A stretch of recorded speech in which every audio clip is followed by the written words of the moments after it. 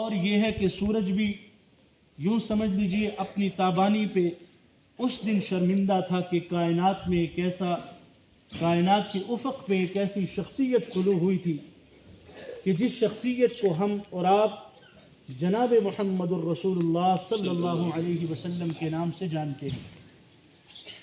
ہم جس ماحول اور معاشرے کا اس وقت حصہ ہیں، ہمیں بہت ساری چیزیں یہاں بھی ایسی نظر آ رہی ہیں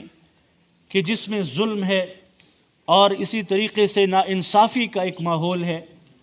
یوں ہی ایک ماحول 1400 سال قبل کا ماحول تھا۔ میں ذرا اس وقت کے اس منظر کو آپ کے سامنے رکھنا چاہتا ہوں کہ اللہ کے نبی صلی اللہ علیہ وسلم جب ایک معصوم بچے کی شکل میں کائنات کے افق پہ طلوع ہوئے، چاند کی چاندنی آفتاب کی روشنی کو بھی مات دے دیا، تو رسول اللہ صلی اللہ علیہ وسلم نے اس معاشرے اور اس ماحول کے اندر 40 سال اپنی زندگی کے وہ گزارے کہ جب اللہ کے نبی کو نبوت نہیں ملی تھی، اور 40 سال کے عرصے میں اللہ کے نبی نے اس معاشرے اور اس ماحول کے اندر اپنا نام جو کمایا، جو ٹائٹل رسول اللہ نے حاصل کیا،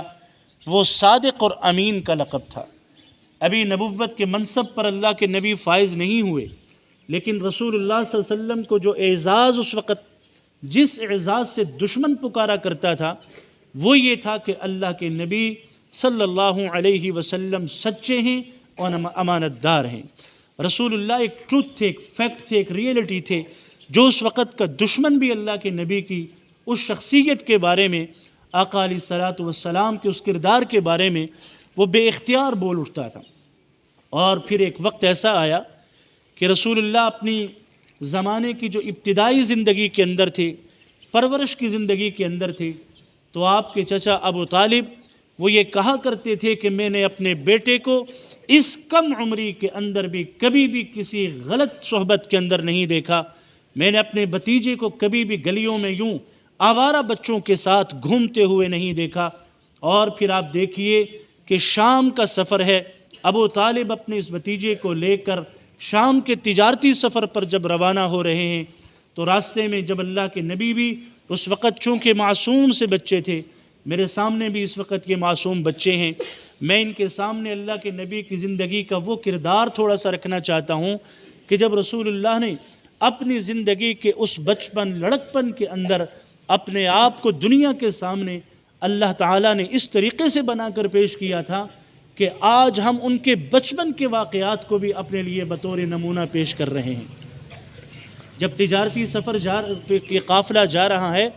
تو ایک جگہ پر عیسائی راہب ایک ہوتا تھا، جو اس عیسائیت اور اس وقت چونکہ اسلام سے قبل عیسائی مذہب تھا اور اس کی اسلامی تعلیمات ہوتی تھی، تو وہ اس عیسائی راہب نے جب اس قافلے کو دیکھا تو وہ اپنی عبادت گاہ سے باہر نکل کر آ گیا۔ تو کسی نے قافلے والوں میں سے کسی نے کہا کہ یہ اس سے پہلے تو کبھی یہاں سے باہر نہیں نکلا، آج پتہ نہیں کہ یہ عیسائی راہب اپنی اس عبادت گاہ سے باہر کیوں آیا ہے۔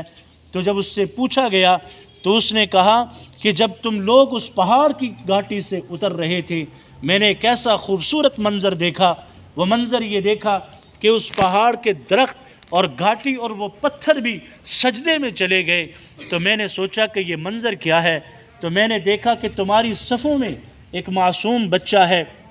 ماں کی ممتا سے محروم ہے، باپ کا شفقت والا سایہ بھی اس کے سر پر نہیں ہے، وہ ایک چچا ابو طالب کے ساتھ آ رہا ہے۔ تو میں نے دیکھا کہ اس گھاٹی کے یہ پتھر اور یہ جھاڑیاں اور یہ درخت بھی اس بچے کو سجدہ کر رہی تھی، اور اس کے اعزاز اور اکرام، اس منظر کو جب میں نے دیکھا تو میں نے کہا کہ اگر اس پتھر اور اگر یہ درخت بھی اس بچے کو سجدہ کر رہے ہیں تو یقیناً یہ کوئی شان والا بچہ ہے۔ اس نے اس پورے کے پورے قافلے کے جو حضرت ابو طالب کے ساتھ تھا، اس قافلے کی دعوت کی اور ان سے یہ کہا کہ میں تمہارے لیے کھانے کا اہتمام کرتا ہوں۔ اللہ کے نبی اس وقت معصوم سے بچے تھے،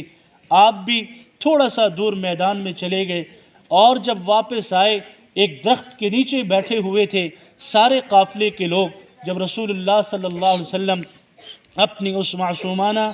زندگی اور اس بچپن کی شوخی کے ساتھ جب وہاں پر پہنچے تو آپ نے اس تمام قافلے والوں نے اور اس عیسائی راہب نے دیکھا کہ ساری جگہ پر دھوپ ہے، درخت کا ایک سایہ ہے، جس سائے کے نیچے یہ لوگ بیٹھے ہیں، اور اللہ کے نبی کے بیٹھنے کی جو جگہ ہے اس جگہ پہ دھوپ ہے، تو ایک ابر اور ایک سایہ آیا، اس سائے نے آ کر اللہ کے نبی صلی اللہ علیہ وسلم کو سایہ دیا، تو جو رسول اللہ جا رہے ہیں تو وہ سایہ اللہ کے نبی کے ساتھ ہے۔ تو اس عیسائی راہب نے ان قافلے والوں سے کہا کہ تمہیں اب یہ بات سمجھ آ گئی ہوگی کہ میں نے یہ اتنا بڑا تمہارے لیے استقبال کیوں کیا، اس لیے کہ یہ ایک معصوم بچہ ہے، مجھے شان والا لگتا ہے، مجھے جو ہے یہ بڑے کمالات کا مجموعہ لگتا ہے۔ چنانچہ دنیا نے پھر دیکھا، وہ منظر بھی دیکھا، اللہ کے نبی بچپن سے لڑکپن کی طرف سفر کیا، 40 سال کے عرصے میں پہنچے، پیغمبر مصطفیٰ کے سر پر اللہ نے نبوت کے خوبصورت تاج کو رکھ دیا، اور یہ ایسا تاج تھا کہ یہ آخری تاج تھا، اس کے بعد کسی بھی نبی نے دنیا میں آنا نہیں تھا۔ اللہ کے نبی اپنے وجود کے اعتبار سے کائنات میں سب سے پہلے جو ہے ظہور کے اعتبار سے سب سے آخری نبی ہیں، لیکن وجود کے اعتبار سے پہلے نبی ہیں۔ اللہ کے نبی فرماتے ہیں انا اول الانبیاء وانا آخر الانبیاء، کہ لوگوں میں پہلا نبی بھی ہوں، میں آخری نبی بھی ہوں۔ اس کو آپ اس مثال سے سمجھے، جب آپ میتھ پڑھتے ہیں، آپ کے ہاتھ میں ایک پرکار ہوتا ہے، اور جب آپ پیج پہ اس پرکار کو رکھتے ہیں تو وہ ایک سوراخ سا بن جاتا ہے، یوں جب آپ اس کو گھماتے ہیں تو وہ ایک دائرہ بن جاتا ہے۔ یہ سوراخ سب سے پہلے بنتا ہے، دائرہ اس کے بعد بنتا ہے۔ تو اللہ کے نبی کی مثال اس پرکار کے اس مرکزی نقطے کی طرح ہے، اور تمام انبیاء کی مثال اس دائرے کی طرح ہے۔ تو گویا وہ نقطہ پہلے بنتا ہے، دائرہ بعد میں بنتا ہے۔ تو رسول اللہ وجود کے اعتبار سے پہلے نبی ہیں، ظہور کے اعتبار سے اللہ کے نبی آخری نبی ہیں۔